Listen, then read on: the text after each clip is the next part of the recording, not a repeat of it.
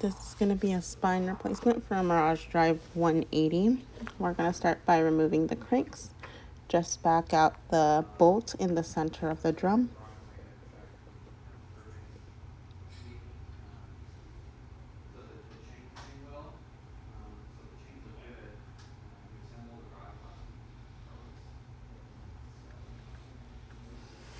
Then go ahead and do the same thing for the other side.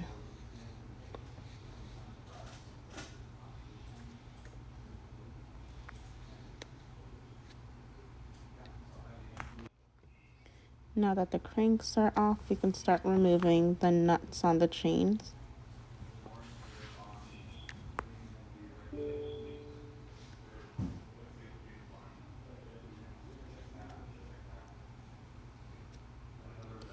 We removed one nut from a chain, and now we're going to work on the nut for the idler cable.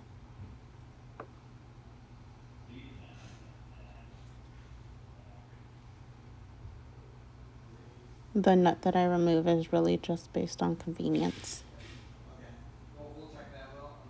I'm going to flip the drive around just to have better access to the nut I want to remove.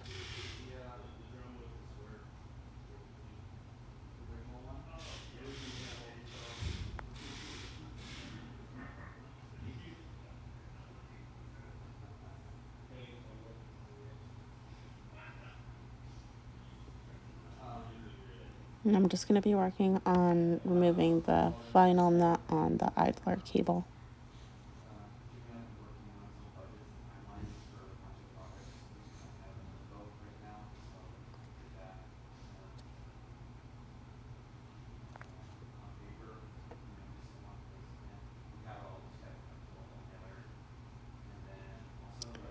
And the idler cable should be free now.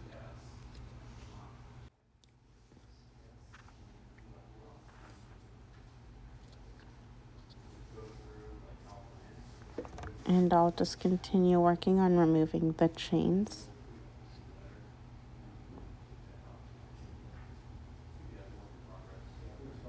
Once one of the chains is removed, the drums become really loose and they can fall off. So once you remove that chain, be careful to not let the drum fall off because there's bearings inside and you don't want to lose those.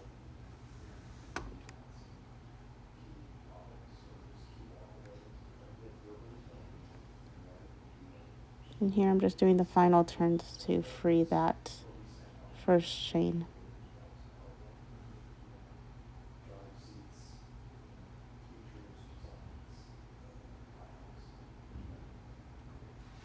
And the nut is off and the chain should be free now. And just make sure not to let go of the drums so they don't accidentally fall off.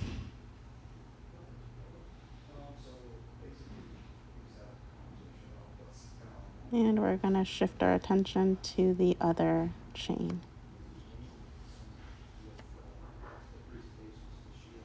We've got one more nut to remove.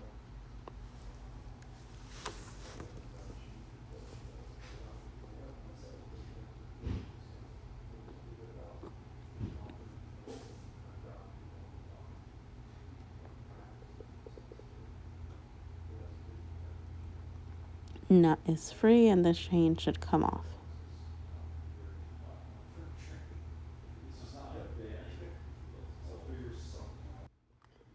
Now we're going to shimmy the drum off. So I'm just moving it up and down and side to side, trying to get all the bearings to stay in place.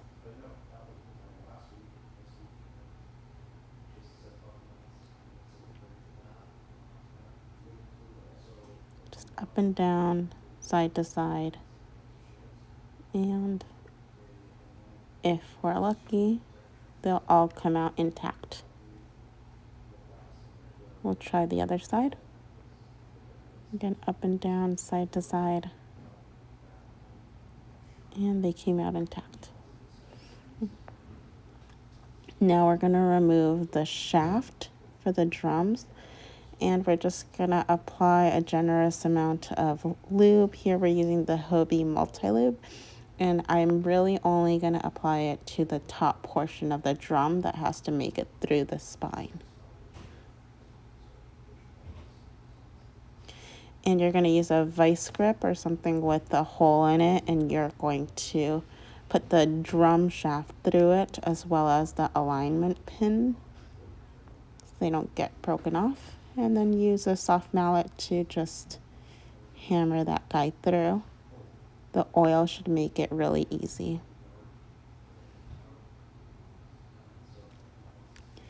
Now we're going to remove the pivot screws for the fins. If you have an older version, you'll just have to remove the ring and the pin. Once you get it partially removed, you're going to have to do the rest by hammering it out because there's only threads on one portion.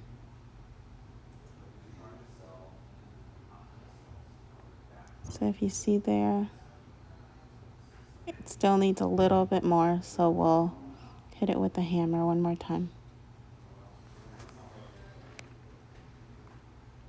And I'm just using a flathead screwdriver.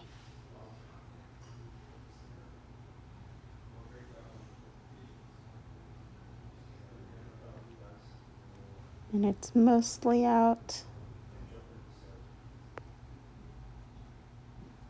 It's just got a little tiny bit more.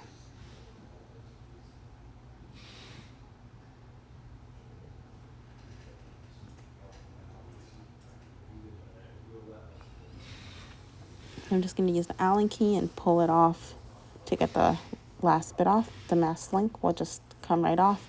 Your new spine will come with new booms, which will not be threaded, so you'll have to make those new threads. We're going to do the same thing for the other side. You're going to take off the mast or pivot screw as much as you can.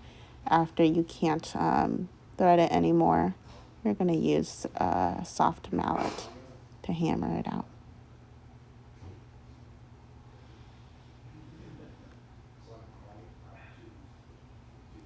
This should allow you to take your fin off and then do the remainder part of the pivot screw. Remove it, and then you should free your mast link.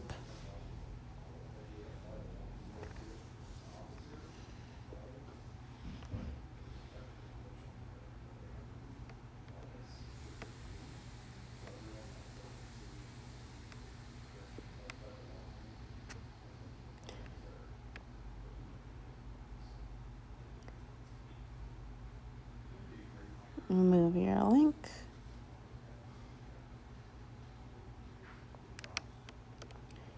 And you can remove the pulley by backing off that set screw.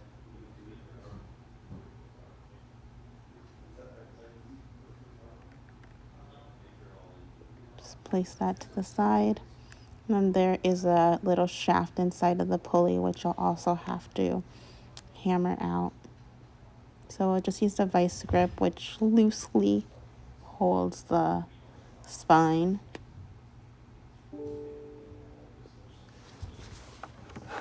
And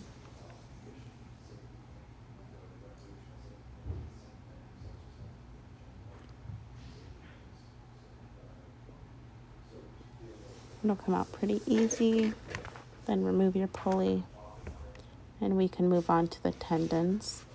Here I'm using a vice grip to hold the tendons to screw them off.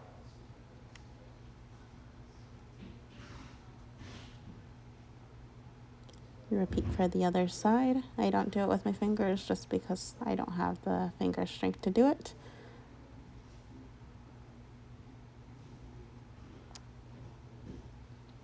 And now we're going to start building everything back together, starting off by reinstalling the tendons, the little shifters.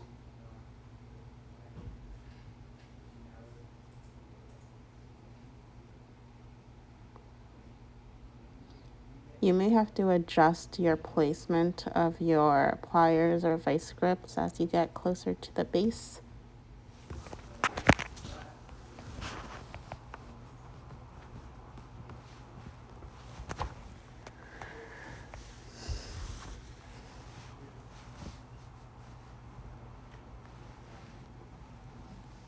And I always start it off by hand, and then I go in with my tools just to make sure that I don't cross thread anything.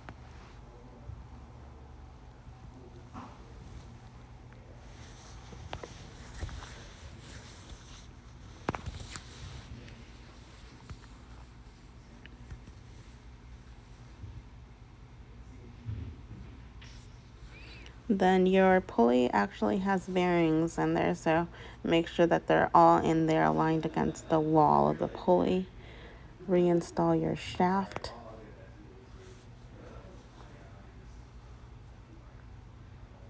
The part with the groove goes on the side with the set screw. And then just get your set screw and install that back into its slot. After that, we can move on to reinstalling the fins. So get the mouse link and the fin assembled, put them into the boom, and then install your pivot screw. I get it started by just pushing it into the boom. It should go in a good portion of the way before you really have to start screwing it in. And because it doesn't have threads and you're going to have to make them, this can be hard. So you're going to have to twist, but also push. So it's a pushing and twisting combination. Sometimes it could be really hard, and I have to use a table to get some extra leverage, especially for the last few turns that are pretty hard. And we'll do the same thing for the other side. We'll get it started by pushing it in. That gets us a good way through, and then we'll just finish off by screwing the rest of the pivot screw in. And if you're having trouble and you feel like you aren't making any movement, make sure to push down harder. And here we're going to install our shaft. And remember to mind your alignment pin so you don't break it off. And we're also going to add lube just to the bottom portion. Here I've already added mine, and it should go in pretty smoothly, and you'll know when to stop once all of those ridges can no longer be seen. That is perfect.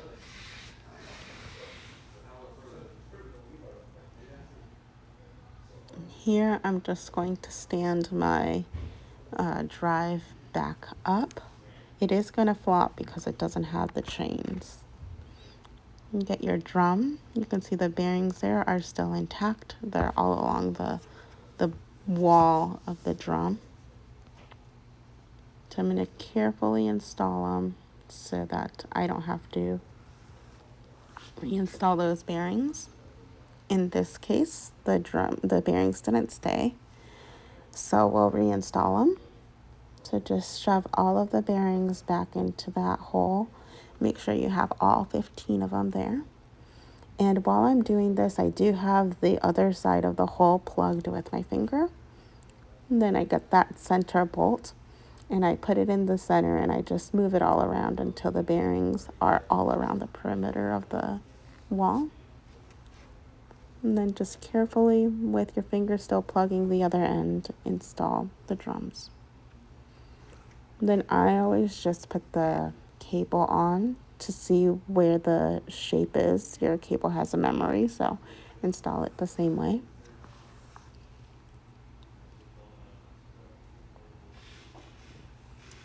So we'll install the first nut to the idler cable.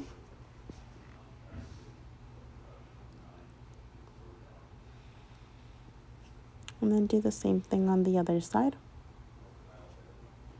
Remember to not let go of your drums so that they don't fall off, and then your bearings will spill.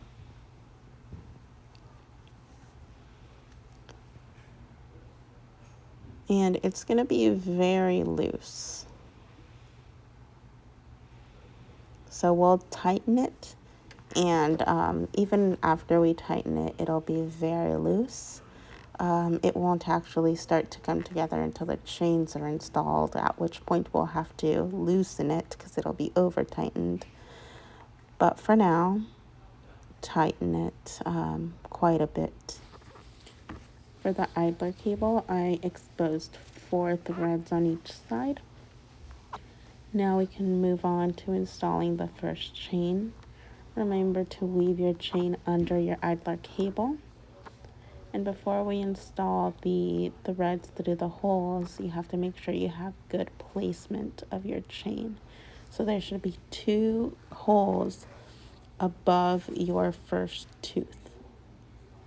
So where the chain sits on the first tooth, there should be 2 holes right above it on both sides, and they have to be even.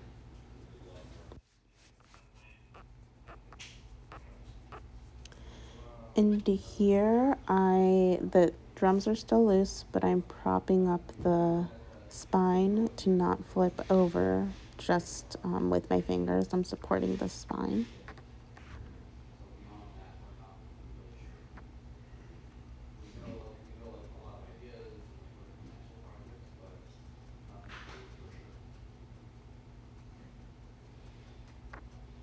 And I'm just using a tool to try to guide it in. And then you also want to get the chain in on the other side. And then I can install my nuts and start tightening the chains on both sides. And again, I'm using my fingers to prop it straight up so that the drums don't fall off.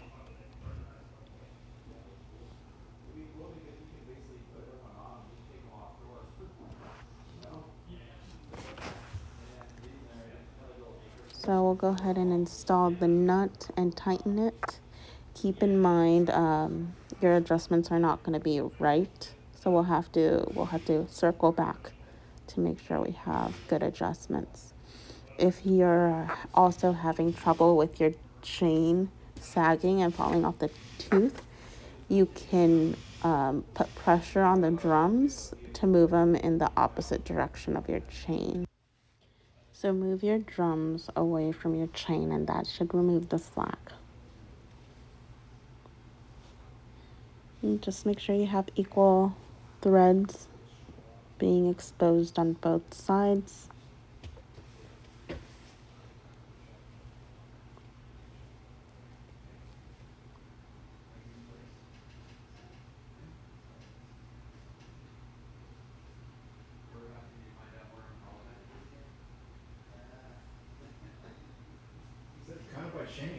And we can move on to installing our second chain. This whole time you can see that I'm still holding onto my drums to make sure they don't fall off.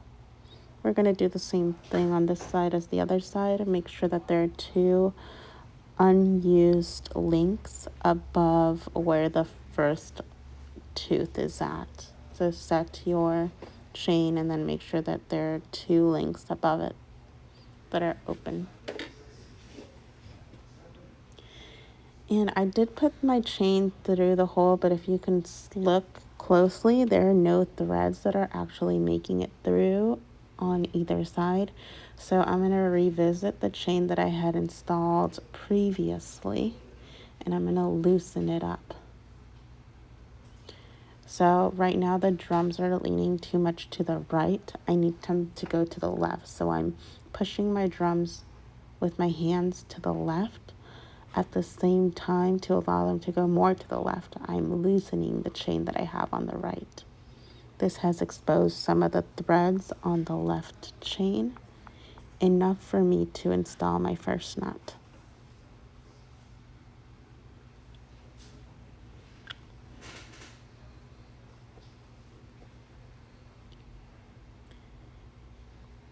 And then we'll install the nut on the other side as well.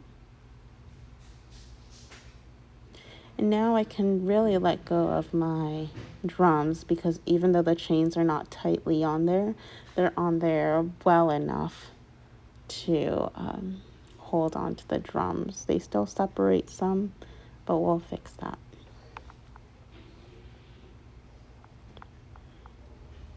So this is our final nut that we're adding on our chain, and I'm just going to use the flathead screwdriver to position those threads a little bit easier so that I have easier access.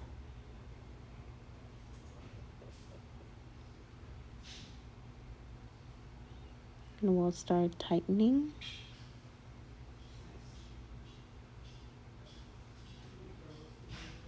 Again, you want to just look at all of your chains and make sure that there are equal amounts of threads being exposed. So most of the time you'll have to tighten a chain, but if you can't tighten a chain because you can't reach it, it means that the other chain is too tight and you need to loosen it.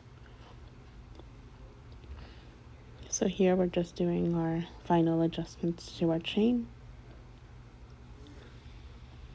And I'm checking it just to see if the tension's right, but if you can see there, it's still very loose. I haven't quite got it. For now, I'm going to move on to the idler cable, and I'll revisit the chains in just a little bit.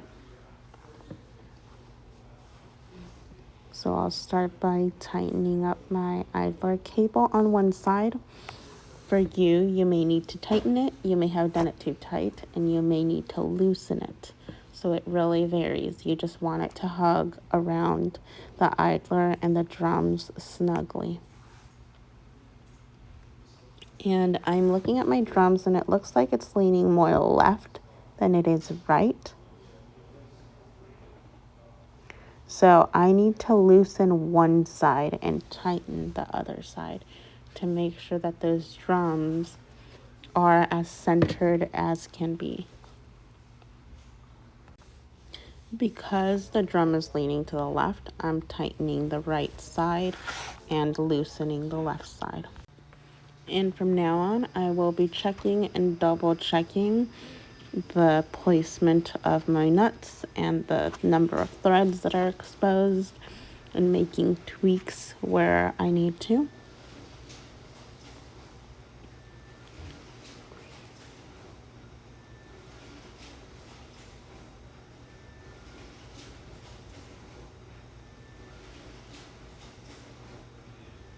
And while you're visually checking, you can also tug on the chains themselves to see how much movement you have.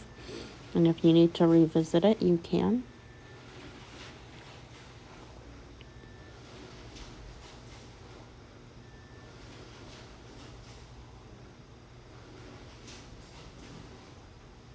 And so we'll do our final check. And that's pretty good.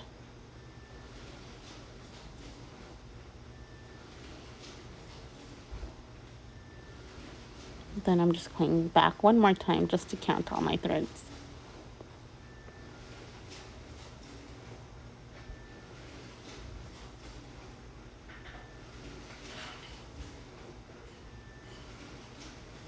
And sometimes you come to find you over tightened it and you want to fix that. And then finally, we're gonna reinstall our cranks. Seat the crank and then install your bolt.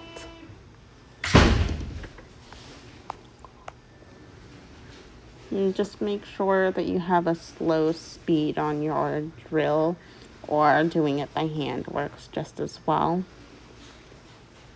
Once you got your crank seated, go ahead and install your bolt. And that should be the last step in your spine replacement.